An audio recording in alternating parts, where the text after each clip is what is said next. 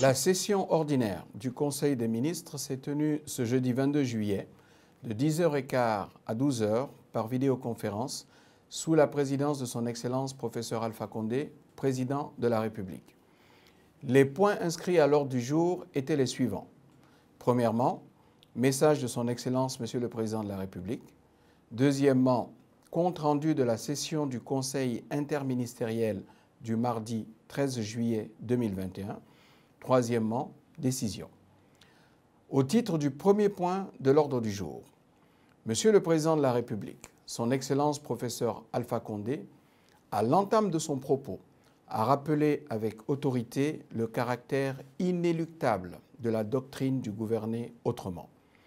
Il a indiqué que cette doctrine induit de fait une modification drastique de notre approche de la gestion de l'État, qui découlera inexorablement sur une transformation profonde de notre modèle économique. En effet, il a indiqué que la valeur travail doit constituer le socle de notre modèle de société afin que la Guinée produise plus, exporte plus et par conséquent importe moins. Il a donc exhorté le gouvernement à œuvrer dans ce sens afin que la Guinée devienne, comme il l'ambitionne, la seconde économie de la sous-région après le Nigeria. Le chef de l'État, constatant avec regret le faible taux d'absorption des financements extérieurs mis à la disposition de la Guinée, a ordonné à l'ensemble des membres du gouvernement de procéder, dans les départements dont ils ont la charge, à une évaluation rigoureuse du niveau d'exécution des projets en cours, mais aussi de l'état de préparation des projets en perspective. Il a indiqué que la situation ainsi obtenue fera l'objet d'une analyse croisée avec celle présentée par les principaux bailleurs de fonds qui accompagnent notre pays, le tout sous la supervision du ministère du Plan et du Développement économique. À ce propos, il a rappelé au ministre en charge du budget de toujours s'assurer prioritairement de la sécurisation des fonds de contrepartie lors de la préparation de la loi de finances. Le président a averti qu'il veillera désormais personnellement sur l'exécution des projets de développement sur financement extérieur à travers une cellule technique qui sera placée sous son autorité directe. Le président de la République, dans le cadre de l'assainissement de la gestion des deniers publics, a instruit au ministre du Budget de veiller scrupuleusement à ce que tous les paiements destinés à l'État soient faits directement dans les comptes bancaires qui auront été identifiés à cet effet ou par le biais de transactions électroniques. Dans le même ordre d'idées, il a ordonné à ce que le ministre prenne des dispositions urgentes pour informer largement les populations guinéennes sur les services publics fournis gratuitement par l'État. À ce titre, il a exigé qu'un programme de mise en œuvre de ces directives, assorti d'un calendrier d'exécution, lui soit présenté dans les meilleurs délais. Le chef de l'État a ordonné au ministre en charge des Affaires étrangères de poursuivre le processus de rationalisation de la participation de la Guinée aux organisations et institutions internationales. Pour ce faire, il a demandé que la Guinée se retire de toutes les instances ne présentant aucun intérêt stratégique pour le pays, et pour les autres, il a exigé à ce qu'il soit procédé à une classification par importance et par utilité, tout en mettant en exergue les organisations pour lesquelles l'adhésion de notre pays a fait l'objet de ratification par le Parlement. Il a également instruit le ministre de produire un état détaillé du paiement de nos contributions afin de clarifier la situation à date des arriérés de cotisation. Le président de la République a réitéré avec force au ministre en charge de la Santé de prendre des mesures énergiques afin de renforcer sérieusement la surveillance à nos frontières aériennes et terrestres au regard de la recrudescence de cas positifs et de l'apparition de variants du coronavirus dans certains pays voisins, notamment la Sierra Leone et le Libéria. Dans le même ordre d'idées, il a insisté sur la nécessité d'accroître sensiblement les tests PCR, compte tenu du nombre important de cas asymptomatiques identifiés. En outre, le président a exhorté le ministre en charge des Affaires étrangères de diligenter la finalisation des discussions en cours avec nos partenaires pour l'obtention de doses vaccinales supplémentaires afin d'intensifier la cadence de vaccination des populations guinéennes. Enfin, le chef de l'État a instruit le ministre de l'Environnement, des Eaux et Forêts à poursuivre et amplifier les enquêtes relatives à la coupe illégale du bois, notamment dans la préfecture de Koubia. Il a demandé au ministre de travailler en étroite collaboration avec le ministère en charge de la Justice afin que tous les coupables soient identifiés et traduits devant les juridictions compétentes. Le président a également ordonné au ministre de lui soumettre un chronogramme précis portant sur l'exécution des différentes campagnes de reboisement planifiées, en insistant sur le fait que celles-ci devront se faire sous la supervision des préfets et des gouverneurs concernés. Au titre du deuxième point de l'ordre du jour, le Premier ministre a fait le compte-rendu de la session ordinaire du Conseil interministériel du 13 juillet 2021.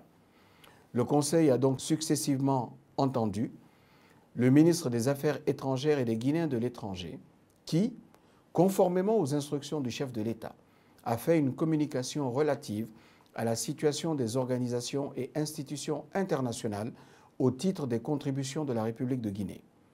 Le ministre a rappelé que lors du Conseil des ministres du 13 décembre 2018, une commission interministérielle avait été mise en place pour réfléchir sur la pertinence de l'affiliation de notre pays aux différentes institutions et de définir de nouveaux critères d'adhésion aux organisations internationales.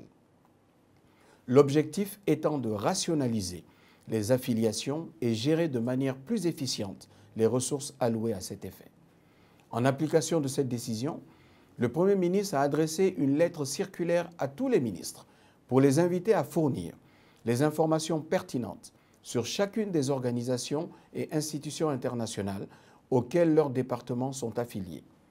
À propos, il devait être précisé, entre autres, l'importance de l'organisation ou l'institution d'affiliation, la présence ou non de cadres guinéens en son sein, le montant des contributions annuelles ainsi que des arriérés dus.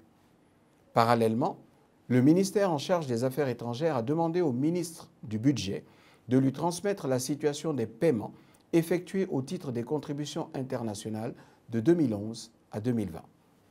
Ainsi, sur la base des réponses fournies par 33 ministères, de l'exploitation du fichier du ministère du Budget, ainsi que des données transmises par les missions diplomatiques guinéennes, les informations compilées donnent ce qui suit. 260 organisations et institutions internationales ont été identifiées au titre de l'affiliation de la République de Guinée. Pour la majorité de ces affiliations, les instruments juridiques ne sont pas disponibles.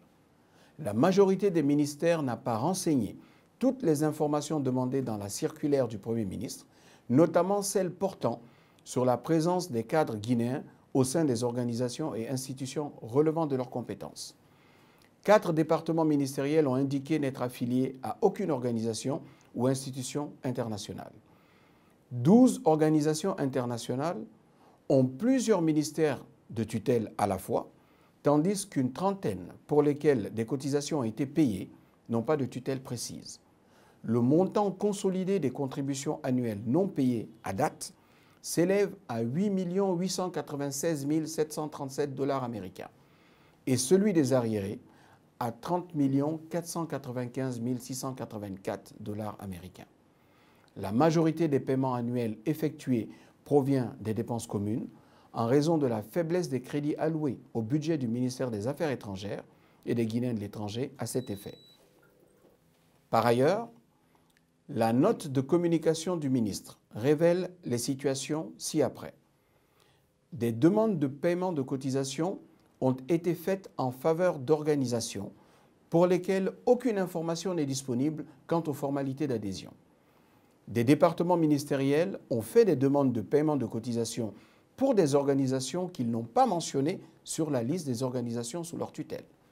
Se fondant sur ces constats et pour poursuivre le processus, le ministre sollicite des départements ministériels la revue des tableaux fournis en vue des actions suivantes.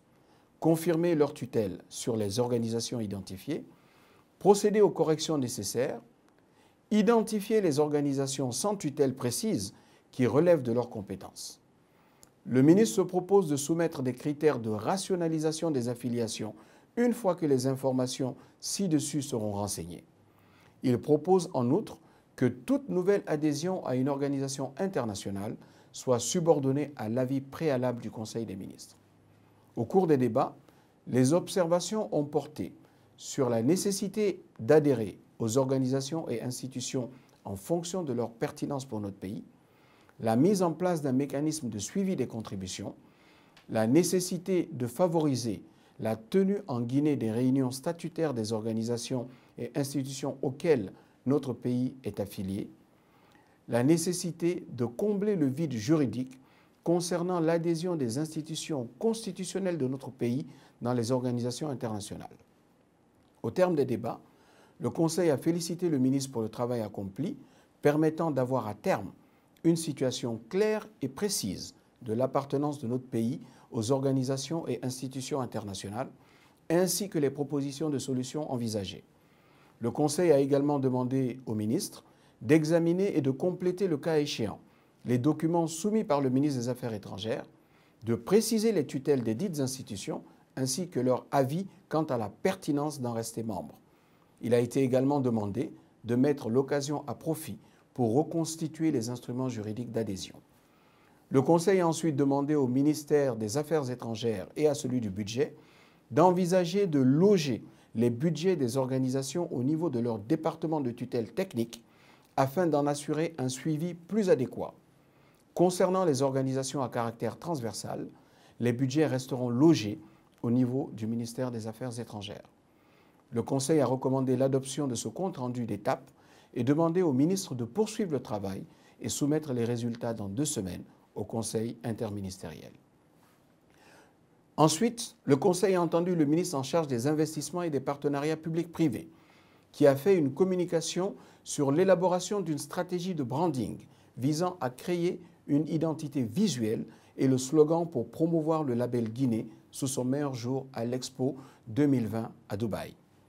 Cette stratégie sera mise en œuvre par une campagne de communication dont l'objectif est de faire connaître les initiatives prises par le président de la République pour stimuler les investissements, de présenter les réformes entreprises par le gouvernement pour diversifier l'économie et améliorer le climat des affaires, de promouvoir les multiples opportunités d'investissement, particulièrement dans les secteurs liés à l'eau, à savoir l'agriculture, l'énergie, le tourisme, le transport, les infrastructures, etc. Mettre l'accent sur la position de la Guinée en tant que couloir d'accès au marché de l'Afrique de l'Ouest et la valeur ajoutée que cela apporte aux investisseurs. Et enfin, vulgariser la participation de la Guinée à l'Expo Dubaï 2020. Au terme de l'exposé, le Conseil a pris acte de la plaidoirie du ministre.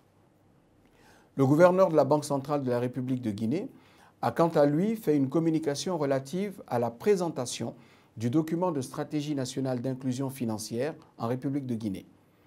Le gouverneur de la Banque centrale a informé que le document de stratégie nationale d'inclusion financière s'étend sur la période de 2020 à 2023 et s'inscrit en droite ligne du plan national de développement économique et social qui a pour objectif de conduire la Guinée à l'émergence et à la prospérité à l'horizon 2040 à travers un mieux-être des populations et une réduction significative de la pauvreté.